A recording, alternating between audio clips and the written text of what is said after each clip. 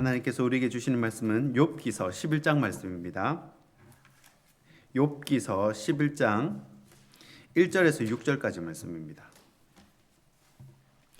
욥기서 11장 1절에서 6절까지 말씀입니다. 제가 가진 성경 신약 성경 772면에 있습니다.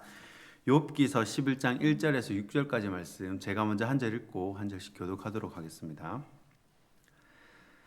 나아마 사람 소발이 대답하여 이르되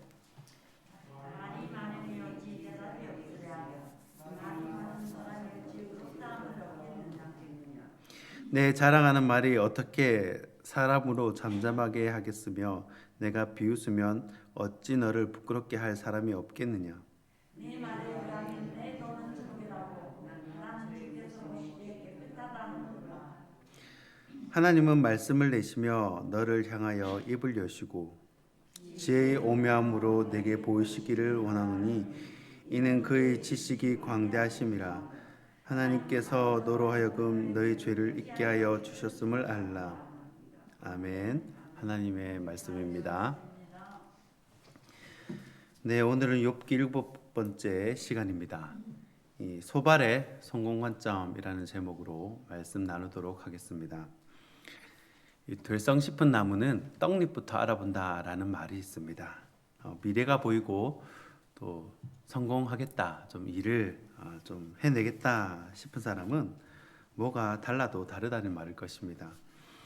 또 나이 지긋하신 어른들께서 한 번씩 저분은 뭐 사람 보는 눈이 정확해 하는 분이 계시잖아요. 그래서 사람 볼 줄 안다라는 그런 말도 들은 적이 있었습니다.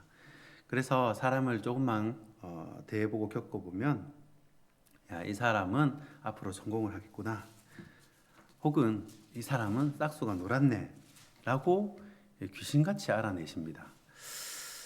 또 제가 섬 사역했던 어떤 교회 담임 목사님은요, 교육자 모임 시간에 이런 말씀도 하셨습니다. 본인은 수많은 이제 사역자들을 거쳐봤기 때문에 딱 이제 부교육자를 보면 이 사람은 몇 명 목회를 하겠다, 50명을 감당한다든지 1000명 목회를 할지 그런 것도 눈에 들어온다는 거예요.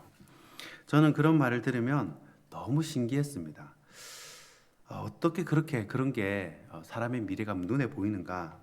마치 그 만화 드래곤볼에 나오는 전투력을 측정하는 기계라도 쓴 건가? 그런 생각이 들었습니다. 그런데 인생을 오래 살아보고 또 이런 사람 저런 사람을 경험하면서 인생의 부분이 아니라 전체를 보는 눈이 생기고 또 사람을 보는 눈이 생기는 것 같습니다. 그런데 아무래도 젊었을 때는요, 이렇게 어르신들처럼 연륜이 있는 어르신들처럼 인생 전체를 보는 눈이 있는 것이 아니라 지금 현재 지금 내가 딱 처한 상황, 누가 잘 사는지 또 누가 잘 나가는지를 중요하게 생각을 하고 또 그것을 자랑하는 것 같습니다. 이 예수님 시대는요, 이 바리새파, 사두개파, 에세네파 같은 유명한 학파가, 이 3대 학파가 있었다면 제가 신학교 다닐 때는 총신대학교 신학대학원에도 유명한 세 파가 있었습니다. 바로 관학파, 사학파, 장학파 이렇게 있었습니다. 이 관학파는요, 이 도서관학파입니다. 그래서 맨날 도서관에 있는 학생을 말합니다. 이 책 속에 파묻혀 삽니다. 그래서 시험 기간 때 무슨 중요한 책을 좀 빌리러 가려 해도 그 관학파 학생들이 다 가지고 있어요. 다 맨날 도서관에 살기 때문에. 또 사학파는요, 기숙사학파입니다. 맨날 기숙사에서 먹고 자고 과제도 다 기숙사 안에서 자기 방 밖으로 나오지 않습니다. 자기 침대, 책상 외에는요 다른 곳에 가지 않아요. 이 사학파입니다. 또 장학파가 있어요. 이 장학파는요 공부 잘하는 장학파가 아니라 운동장학파입니다. 운동장학파. 그래서 맨날 운동장에 있어요. 무슨 체육대학에 왔는지 신학대학에 왔는지 구분이 안 될 정도로 맨날 운동장에서 공을 찹니다. 사역 가서도 그 성도들만 놓고 공을 차고 이렇게 사역을 합니다. 그런데 그 와중에서도요, 소위 초대형 교회에서 사역을 하는 전도사님들이 계셨습니다. 그런데 이런 초대형 교회에 사역하는 전도사님은요, 이 한 반에 1명, 2명 있을까 말까 합니다. 그런데 이름만 되면 다 알만한 그 교회에서 사역을 하고 있으면 은근히 어깨에 뽕이 들어갑니다. 그래서 마치 내가 그 교회 담임이라도 된 것처럼 그런 자신감, 당당함이 있습니다. 왜냐하면 보통 이제 한국 교회 성도들은 큰 교회 출신을 선호하기 때문에 그런 큰 교회에서 사역을 하면 자신의 길이 어느 정도 이미 보장되었다고 생각을 하기 때문에 그렇습니다. 그래서 지금 내가 작은 교회를 섬긴다든지 좀 대우가 야박한 교회에서 사역을 하면 마치 실패한 사역자 같고, 또 내가 큰 교회에서 사역을 하고 풍족한 삶을 누리면서 대접도 받고 이렇게 사역을 하면 마치 성공한 이 사역자처럼 생각을 하는 겁니다. 왜 그렇습니까? 이 신학교의 전도사님들은요, 보통 20대 후반이나 30대 이렇게 이제 오기 때문에 산 인생이 그것이 다기 때문에 딱 그 정도 시야에서만 보기 때문에 그렇습니다. 지금 내가 잘 되고 잘 나가는 것이 중요하지, 지금 현재 누가 어려움을 겪고 궁색한 삶을 살면 마치 실패한 사람처럼 바라본다는 것입니다. 이것이 소위 세상이 우리를 조롱하는 번영신학입니다. 좋은 것들로, 풍요함으로 우리를 채우는 것이 성공이라고 생각을 하는 것입니다. 오늘 본문에 등장하는 소발이 바로 그런 케이스였습니다. 욥을 찾아온 사람들은 나름 다 절친이었습니다. 굉장히 지혜로운 자들이었고요. 또 사회적인 명성을 갖춘 자들이었고요. 그 먼 거리를 찾아오려면 여러분, 어느 정도의 삶의 여유가 있지 않으면 사람 찾아보는 것도 이렇게 이류되기 때문입니다. 그런데 진짜 친구는 어려움을 당해보면 합니다. 딱 어려움을 당해보면 삭삭삭 이렇게 물과 기름 갈리듯 갈리게 됩니다. 그전에는 잘 구분이 되지 않습니다. 내 덕을 보려고 잘해주는 건지, 아니면 진짜 나를 좋아해줘서 진심으로 이렇게 잘해주는 건지, 이게 잘 구분이 되지 않습니다. 그런데 어려움을 당하게 되면요, 그 속마음이 드러나게 됩니다. 말로 다 드러나게 되죠. 이 소발은 지금 욥의 말과 태도에 굉장히 격분해 있습니다. 제가 이 말씀을 묵상하는 게 이제 몇몇 버전을 듣는데, 우리말 버전으로 듣는데, 그 우리말 성경 그 성우가요, 처음부터 화가 나서 이렇게 얘기를 하는 겁니다. 그 성우가 이 배경을 이해하고 이렇게 하잖아요. 저도 같이 화가 나더라고요. 성우가 화가 나가지고 막 이렇게 소통을 치는 겁니다. 그래서 소발이 욥에게 뭐라 하냐면, 네가 마땅히 받아야 할 것에 비하면 지금 고난이 오히려 가볍다라고 이야기를 하는 겁니다. 너 아직 정신 덜 차렸어, 이런 거죠.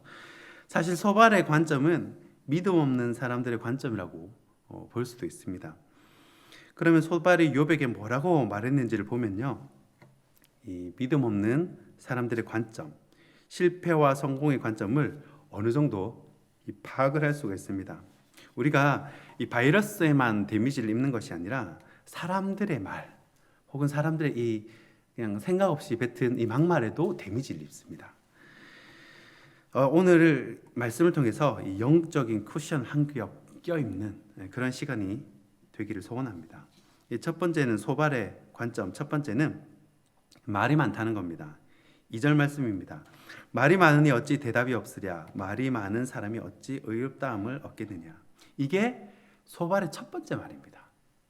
첫 마디부터 그냥 쑥 들어오는 겁니다. 바로 돌직구를 던지죠. 이 쉬운 성경은 이 첫 마디를 이렇게 번역합니다. 이 성우가 화가 난 말투로 말을 하는 겁니다. 말이 너무 많으니 대답을 안 할 수가 없네. 그렇게 말이 많아서야 변호를 받을 수 있겠는가? 이렇게 번역을 해놓았습니다.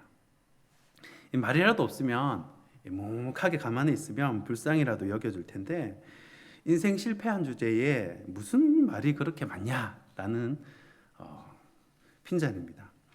왜 패자는 말이 없다라고 하죠.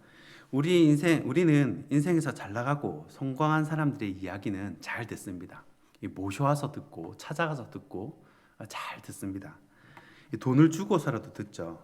그러나 인생의 패자, 실패한 사람들의 이야기는요, 좀 마치 변명처럼 들립니다.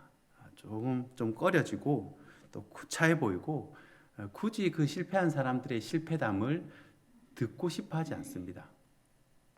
그러나 하나님이 주시는 징계는요, 우리를 고치시기 위함이지 우리를 망하게 하려는 것이 결코 아닙니다. 히브리서 12장 18절에 징계는 다 받는 것이거늘 너희에게 없으면 사생자요 친아들이 아니니라 라고 말씀을 하십니다. 소발은 지금 당장 욥이 망하고 안 되고 초라한 모습이기에 마치 실패자, 죄인 취급하고 이야기를 하지만 우리 인생에 징계가 있다고, 좀 어려움이 있다고 우리는 결코 주눅든다든지 위축될 필요가 없다는 것입니다. 왜냐하면 이 하나님을 믿는 사람들, 예수 그리스도를 붙드는 사람들은 나중에 어떻게 될지 모른다는 거예요. 지금 내가 감옥에 있다고 해도 나중에 총리가 될지 대신이 될지 모른다는 겁니다. 지금 내가 들판에서 양이나 치고 양, 소, 똥이나 치우고 있다 하더라도 나중에 한 나라의 왕이 될지 장군이 될지 아무도 모른다는 것입니다. 욥이 부자고 힘이 있고 여러분 그것을 다 잃지 않고 건재했을 때 그런 말을 했다면 소발이 뭐라 했겠습니까? 아마 아무 말도 안 했을 겁니다. 욥이 다 망하고 없이 살고 어려울 때 그런 말을 하니까 아이고 실패한 사람이 무슨 말이 그래 맞냐 무시를 하는 겁니다. 여러분 나중에 욥이 다 회복하고 갑절에 회복을 하죠.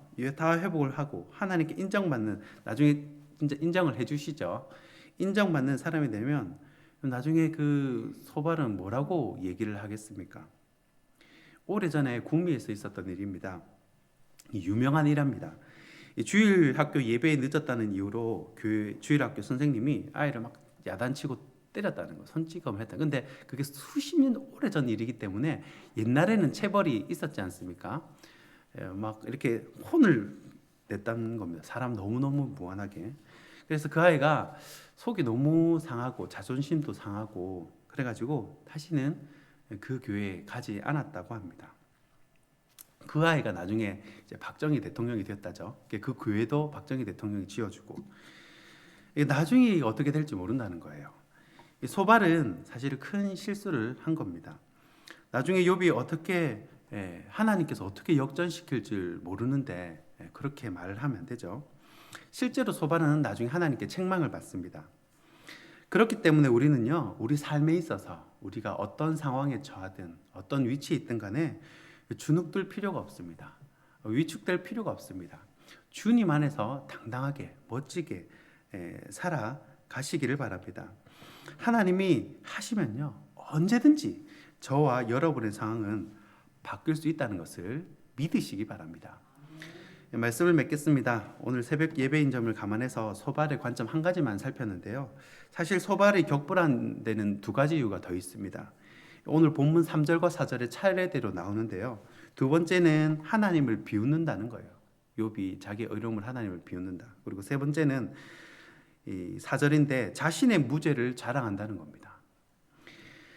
자, 그러나 다 요약을 해서요. 다 뭉뚱거려서 그러나 우리는 다른 사람에 대해서는요. 관대하고 나 자신에 대해서는 엄격해야 됩니다. 이 캐논이라는 것은 나를 비추는 잣대지 다른 사람을 비추는 그 시간부터 이제 정죄가 시작되고 이 공동체가 무너지기 시작한다는 겁니다. 그리고 하나님을 믿는 사람은요, 하나님 안에서는 실패가 아니고 또 성공이 아니라는 겁니다. 여러분, 여러분의 자녀가 잘 풀리지 않는다고 해서 실망할 것도 없고요. 또 여러분의 자녀들이 너무 잘 나간다고 해서 너무 또 흥분할 이유도 없습니다. 이 성공이냐 실패냐가 사실은 중요한 것이 아닙니다. 이 전도서 후반전에 나오는데요. 또 사도 바울도 똑같이 고백을 하죠. 그저 모든 것에 초연해서 부귀에도 처할 줄 알고 또 빈궁에도 처할 줄 아는 그런 일체의 비결을 깨우치고 하나님 앞에서 부끄러움 없는 인생을 살아가기만 해도 여러분 우리가 하나님 앞에서 성공한 인생이라고 저는 생각을 합니다. 세상의 관점에서 주눅이 들고 의기소침한 인생이 아니라 하나님 앞에서 당당하고 떳떳한 부끄러움이 없는 인생이 되길 주님의 이름으로 축원합니다. 기도하겠습니다.